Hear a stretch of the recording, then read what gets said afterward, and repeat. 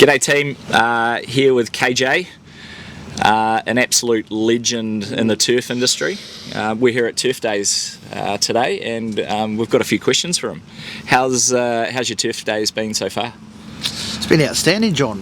Today the weather looks like it's going to be a great day. Yesterday was a bit challenging for everybody, but I love catching up with people like yourself and seeing all the new innovations that Fleet are bringing to the market. I love catching up with lots of peers and listening to the great speakers that have been on, and lovely dinner last night. Nice. And got to do my hair special, and but no, it's pretty cool. Like, this is, to me, this is what it's all about. It's the people of our industry, so I think it's great, a gathering like this, and it's been awesome. Network, connections, catching up with friends, and outside, which we all love, and playing with all the different toys in the industry. It's good times. Look at you, you're like a kid at Christmas. It's love it. Rightio, let's get into it. Sure.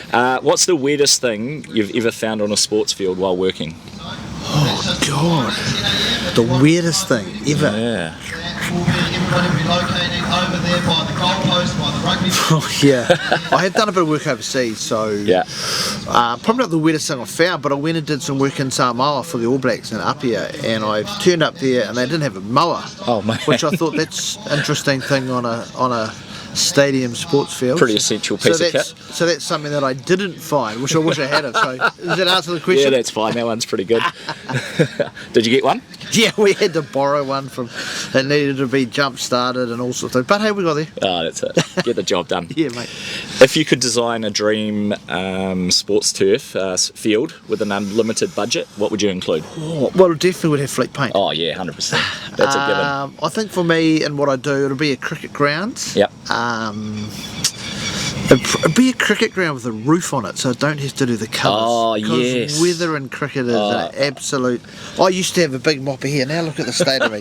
So I think it would be a cricket ground with a massive roof on it, and I wouldn't need to buy weather gear for the team. No, that would be real handy. Wouldn't it? Great for line marking too. What's your go-to trick for making a field look good? Make it look its absolute best before a big game. One of the wee things that I do have, and it is around our line marking, is that I always say I want to see the lines from the moon. And it's I love that saying. Yeah, and it's kind of cool because what it does is it sort of makes everyone want to go that little extra for presentation. Yeah, we want people to turn the TV on or turn up to the venue and go, wow, that looks pretty cool. No, that's good. We've been saying that for a long time, eh? Yeah, and I guess it doesn't change, and it's still every time we it doesn't matter whether it's a training ground or the stadium or whatever. That keeps us motivated to go the next level. And I love the blind to paint because you can see it from the moon. You can. It's pretty cool. It's pretty cool. What's the worst weather you've ever had to deal with? Oh yeah, I've dealt with a fair bit of weather over the years. I did have a Women's World Cup cricket match at Seddon Park where it hosed down so much that the whole ground went underwater. Oh my God. Bar the wicket block, and everyone had given up, and I was like, I reckon I can get it up, and everyone's going, KJ, you are on drugs. I even had staff going, what are we doing this for? But we managed to. I thought there was about a 10 or 15% chance we could get it started, but if there's a chance, I'm taking it. Yeah, absolutely. So yes, that would probably be Women's World Cup. That's pretty cool. Yeah, it was awesome. Yeah. Good work. If you could compare your job to a sport, what would it be? Compare it to a sport. Yeah. I don't know. Probably, I'm going to say a long distance marathon. Oh yeah, good. It's a good one. Because kind of like we do massive hours, we sort of do the hard yards, we're the first to the venue, we're the last to leave, we sort of do, we just carry on doing what we're doing, and unless you win, I don't know. That's great, I love that. I don't know, long distance marathon. That's perfect, that's a very good one to pick, I think. Thanks, well done. Tough question. Yeah, that was, but you nailed it. What's the one piece of turf care advice that most people don't know but should? I always talk about when the players turn up that it just looks great, that because it shows you take pride in the place. Also, too, things like the sheds tidy and just those little things that you want to take pride not only on the turf but the ute that you'll drive around in. So I just think the fact of everything looks $1 million all the time. So when you have big tournaments, it's actually not easy to, not that hard to take it to the next level because you're kind of there already. It's just little few added, touches here and there. So no, that's good. I like it. If you could use a fleet paint for a fun or an unusual project, what would you do? I've often thought about, like, Northern Districts cricket used to play in pink. Oh yes, yeah, they did. Yep. Painting the whole pitch pink. Oh, sounds good to me. Yeah, we have done some of the lines pink. Cricket has the rainbows. Oh, I've done rainbows as well. That's pretty cool. I've done that. But probably, I don't know, just painting the whole turf a colour.